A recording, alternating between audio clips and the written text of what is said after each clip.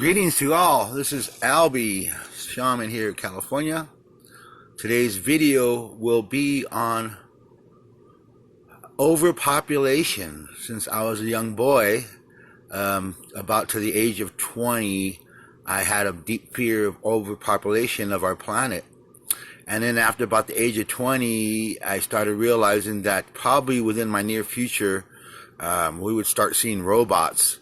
And robots would do something to the population. That is, it would reduce population because people would start having robot companions. That means that would start being less human beings born, meaning that the overpopulation theory would kind of shut itself down because of people taking on robot lifetime companions over human companions.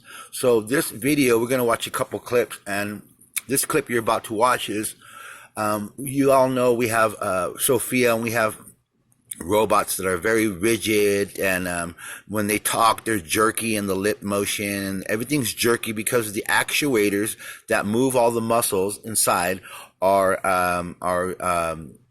linear actuators. They are not liquid actuators. So the motion is always going to be jerky. But this video is about actuators that are now changing, right? So now we have actuators that are going to mimic real human beings. Here's the androids anywhere near the kind seen in Westworld in our lifetimes. It's really hard to imagine at this point, but these four incredible advances are steps in the right direction.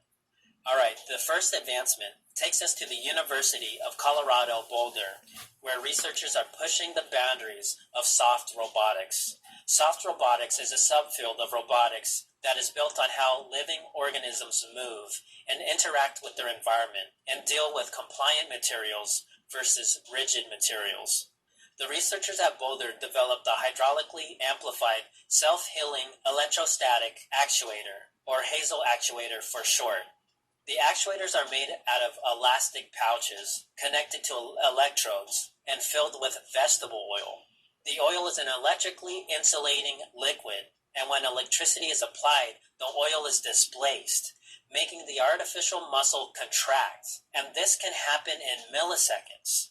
And changing the shape and configuration of pouches will produce different movements.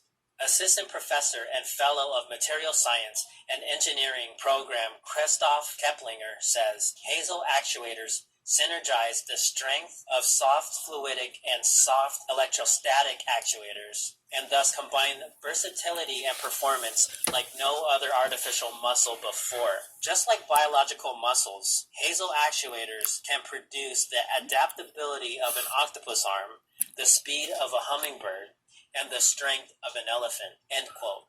And what might be the most incredible part of this advancement is that the devices are made out of low-cost material and can be made for just 10 cents. The researchers are continuing to improve the technology. Okay, now you heard that. These Hazel actuators that are as strong as anything else we've ever seen for muscle material or stronger cost as little as 10 cents to make. 10 cents. So you got to realize that these are going to cause robots to be so fluid in their movements, but it's going to be way harder to detect a robot from an actual human being because the movements will be perfectly human once the all the actuators are installed and replaced. The air actuators or the screw actuators or hydraulic actuators. Let's continue. The actuators currently take a lot of power, but they are working on devices that will operate on 1/5 of the power, and they have secured patents for the technology and currently exploring commercial opportunities. Who wants to see Boston Dynamics or Hanson Robotics license this tech? I sure do. Alright, the next advancement makes me think of the T-1000 or Wolverine. Researchers at a Belgian university have developed technology that may one day allow robots to have self-healing skin. The fingers you see are made out of squishy polymers with lots of strands. The strands are microscopic chains that are held together, and the fascinating part is that the bonds break when you heat the material, and as it cools, the chains bond back together. The team of researchers are now working on a way to load the material with sensors so that eventually, when the technology is applied to a robot, it can sense when it has an injury and then heal itself accordingly. Currently, it takes about 40 minutes to heal a wound at 80 degrees centigrade, but that should improve over time. Alright, and the third advancement also involves possible robot skin, but this research was inspired by octopus skin. An octopus can do so much without a skeleton, and its skin can change shape and color in absolutely incredible ways. Look at how the octopus perfectly blends with that ocean plant.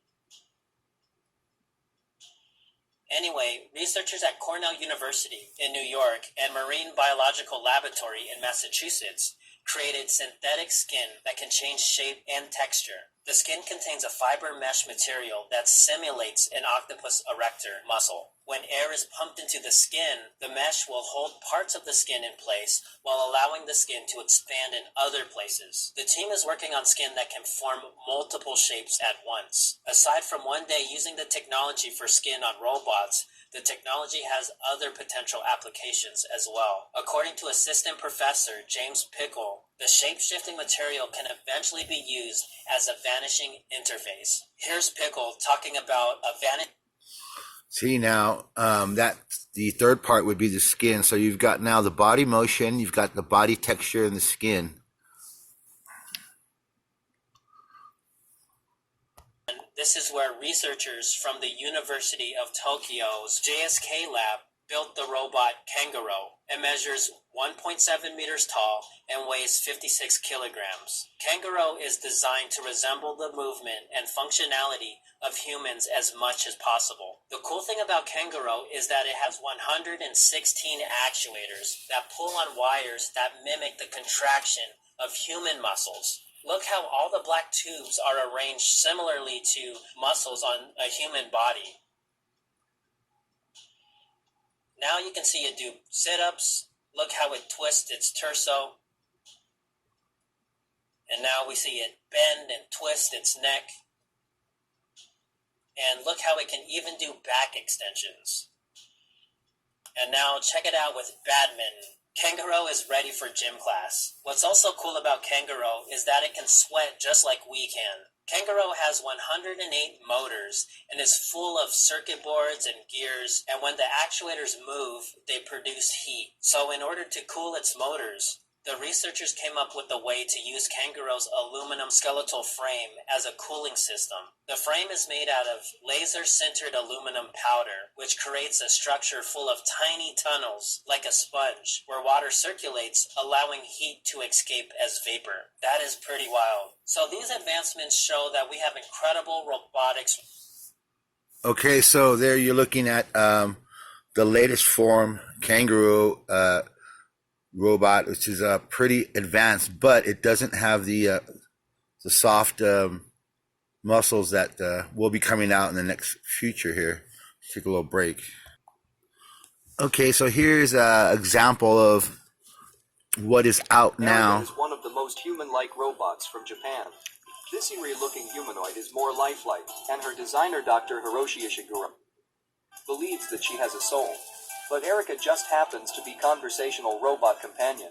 Though the conversation may only go as far as reciting from a digital file placed inside her, it is part of a 5-year-old research project that has been built to be a talking friend for the aging Japanese population. Those living alone may require someone to interact with them through talking, and Erika serves that purpose. Number 4. Gia Gia. Gia Gia, the robot, can hold a simple conversation and make specific facial expressions at request. China's first human-like robot can answer to queries about the day's weather and recognize the gender of her questioners. Chen, the team leader behind Gia Gia, claims that the lifelike robot heralds a future of cyborg labor in China. Now this is a pretty realistic-looking robot now in the face. And dressed in a traditional Chinese dress. Nothing like I ever saw. Mark 1. This robot is designed by Ricky Ma in Hong Kong. He has spent a little more than a year and $50,000 I do believe this robot was modeled after Scarlett Johansson. 70% of the body of this female Yes. humanoid is made using 3D printing. She has liquid eyes and can show detailed facial expressions, like raising First her eyebrows robot in with liquid surprise and eyes. even winking, while being spoken to her. Number 2. Chihira Canny. This machine has been designed to look as human-like as possible. It is reported that since its launch, it has upgraded the machine's control system to make its movements smoother. See, now all these robots will get the Hazel actuators, so they will be super smooth. Product for the tourism industry. The machine has been installed. But here, even this actuator is pretty smooth. The lips are pretty good. They're not particularly about the conference. Number one, moving too bad. Sophia. Sophia, the social humanoid robot, is the most advanced of robots made by Hanson Robotics so far. She is the first humanoid with a proper citizenship. I believe she was enjoying modeled more after rights than the Sophia other women Loren. in Saudi Arabia. Sophia has a face made out of rubber, a proprietary nanotech skin that can mimic real human musculature and simulate lifelike expressions and facial features. Her thought runs on MindCloud, a deep neural network and cloud-based AI software and deep learning data analytics program. The AI and cognitive architecture that makes up Sophia's neural network allows the robot to maintain eye contact, recognize faces, process and understand speech, and hold relatively natural conversations. She is reportedly able to express 62 human emotions. So that's the end of this video. I want to add something more. AI. Now we're going to get into the what you can get today as a AI companion or a fully functioning sex doll. What is available now? So here's another quick 5 minutes on what is available today.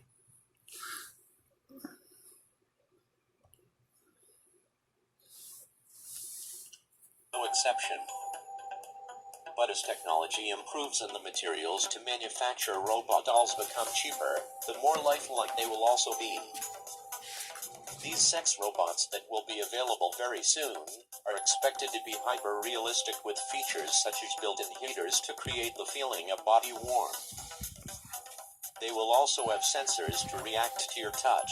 Experts predict that these specialized robots will also start to appear in ordinary homes in the next decade, as lonely humans look for love, and the robots can act as a great companion in times of loneliness.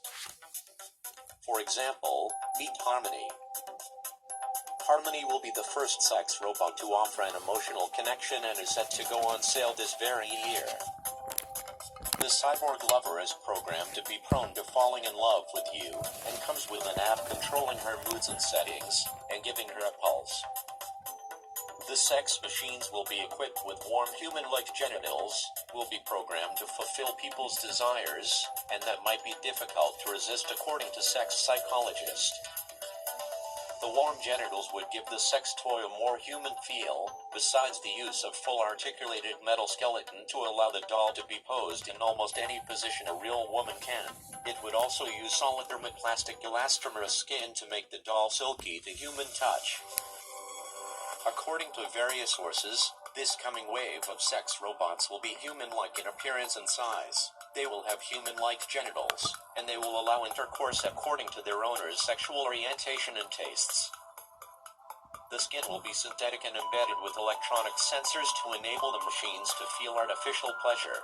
The machines will have genitals that feel very real, and the robots have even been given the capability of speaking in a sultry voice.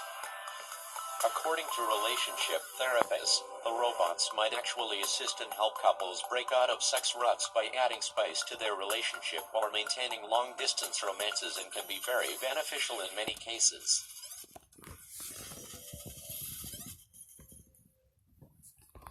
All right.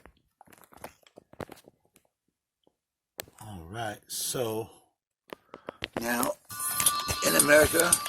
Okay, I've been doing this for a long time. Sorry about that. And this is by far the weirdest assignment. So now in America and all over the world, you have a lot of men that are lonely.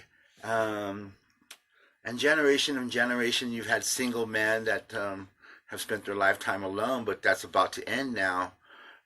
There will be no need for any man to be alone. There will be no need for any woman to be alone. So that's going to be a big change for people as we know it. It's about to occur, and I don't think everybody's kind of being blindsided by about what's about to occur. So, well, people will get attachments to robots, and they will fall in love with robots, and then the more they get attached and become uh, seek out robot companionship over humans, the more they'll become detached from being around others and seeking out human companionship and human friendships, and they'll become more isolated, and and some people will become delusional and mad. Um, Being with the robot companion, it's not the healthiest thing to do, but it will happen no matter what we like it or not. So in the near future, they say maybe by 2020 that robot companionship and sex will be preferred over normal sex. They also say within 5 or 6 years that robots will take over the brothels and pretty much all that type of uh, brothels, and the people that work in there will be taken over by robots that's going to do a better job for cheaper and safer. So you're going to have a lot of things that are about to change in America due to the robotics industry and robots coming about. 10 years from now, it's going to be very difficult to tell a human from a robot. They will be that good, yes, yeah. So what you're seeing is in the population of humanity, we see, like I said, when I was a kid, and I thought, I know all of you think this too. We're gonna overpopulate the world. We look at what China does; you can only have one child, and that's it, right? And and a lot of that has to do with overpopulation. And in certain areas, we can overpopulate an area. And I thought for my whole life that we would overpopulate the world one day, and the only way we can stop that, prevent it, was to get off the planet. But about 20 years ago, I realized that today's robot and AI progression would catch up to us, and it would do something that none of us kind of were actually paying attention to, and that is depopulate the human species. Yes, that's what robots will do. We'll look at Japan as of now. If you go and you look at Japan, and you look at the young people of Japan, the government actually pays the Japanese people. It will pay you to have children in Japan because the Japanese population is dwindling so fast right now because there's not a lot of children being born. They don't want to have kids. It's a different generation. It's expensive generation. It's expensive across the globe, and so in countries like Japan, you're seeing that effect even now that people are taking AI companionship over human companionship. So that's why Japanese government is paying its citizens to have kids, because, like I said, the Japanese population is dwindling fast, and you're going to see that same scenario play out throughout the globe. That as the robotic industries come out of Japan and come out of China, you're going to see those countries' populations start to dwindle very fastly as robotics become the companionship for most people in these areas, and it'll spread across the globe. Within 10 years, I don't see why 50% of the population across the globe will have an AI companion over a human companion. As I said, it's 2020 now, so 30 years from now, by 2050, we're looking at almost the entire population of the planet will choose AI companionship and sex over human companionship and sex. So you're looking at a potential collapse of the population, just massive collapse of the population, possibly. But it's just something I said that we don't look at, and it's right on our doorstep right now. And I don't think that there's a lot of people paying attention to that possibility that we're about to hit a drastic change. Um, if you look at the technology advancement that we've gone through in the last 100 years, it's just soared, and it's just continuing to soar.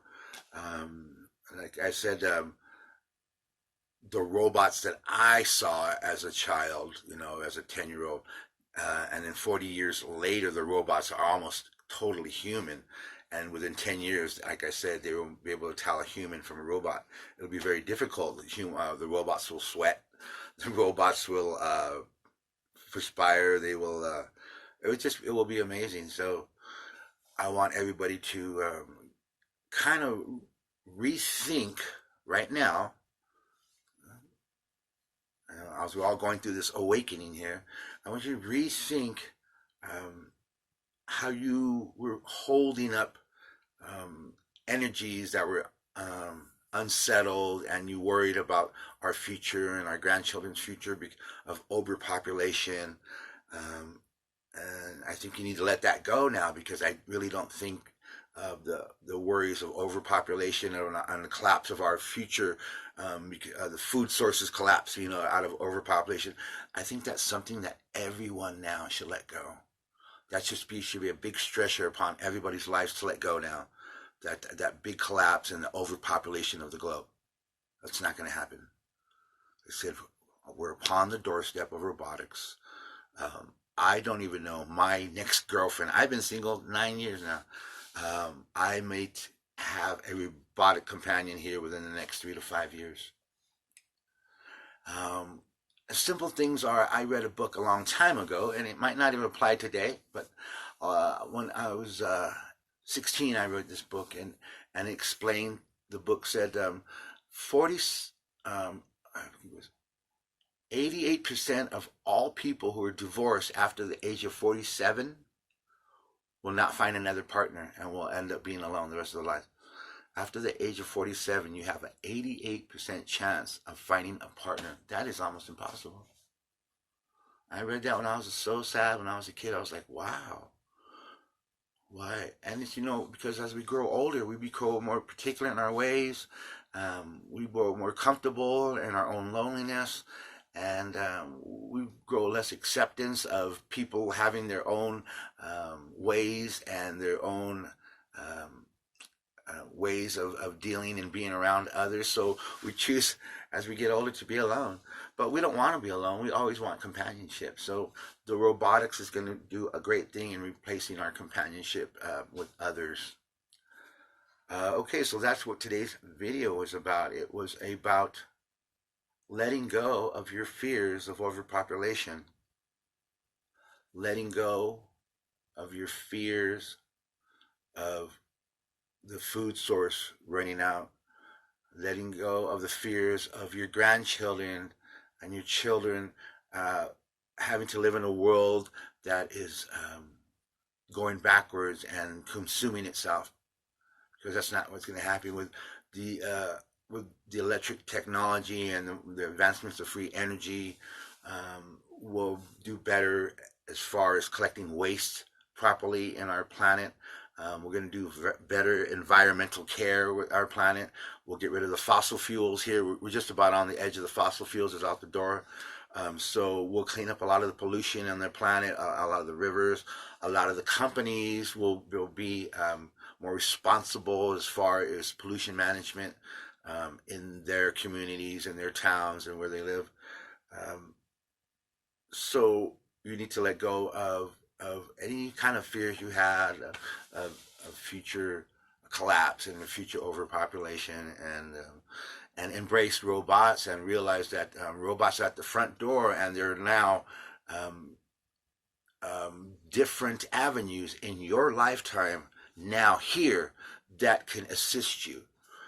If you're an elderly person and you can't get up and off the couch, Honda makes a apparatus that kind of straps onto your legs here that will make old people get up and run. It's an amazing piece of equipment. So we are upon a time now where People don't need to be in a wheelchair. A wheelchair can stand you up, and you can face to face with people. So we are in a technology area that is about to just slap us all in the face. So um, embrace it. Get ready for it. Don't fear robots. Robots are not going to hurt us. Um, there will always be systems within a robot that keeps them from um, um, overexerting themselves and potentially harming somebody. So they'll always have redundant shutdown systems if they overpower or if they were to malfunction, they would shut themselves off. Um, uh, Personally, as far as a sex robot, I can guarantee within the first 15, 20 years of sex robots, there are going to be accidents happening. So you're on your own with that one. But as far as a companion, when you get home and you have somebody there that is available to speak to you and help you, release the things that you brought home that are uncomfortable, to have a companion for you that is available to be intimate with you, at a sexual level, at a spiritual level, at a scientific level, knowledgeable level. It's an amazing thing that's right at our doorstep. Okay, so once again, as science goes so fast, the programming in life that we knew in our history must evolve rapidly, and you must change with it. You must go forward with the rapidly changing technology. I mean, it's fun. Let's go with it. It's not something like new things. Old dogs can use new tricks. We're so good at learning new technology that new stuff should be able to be applied by us and used by us no matter what age we are. Technology is pretty simple and easy to understand now. Um, so, like I said, embrace it. Don't fear it. Namaste. This is Albie on robotics and robotic AI companionship. Coming soon. Love you. Peace out.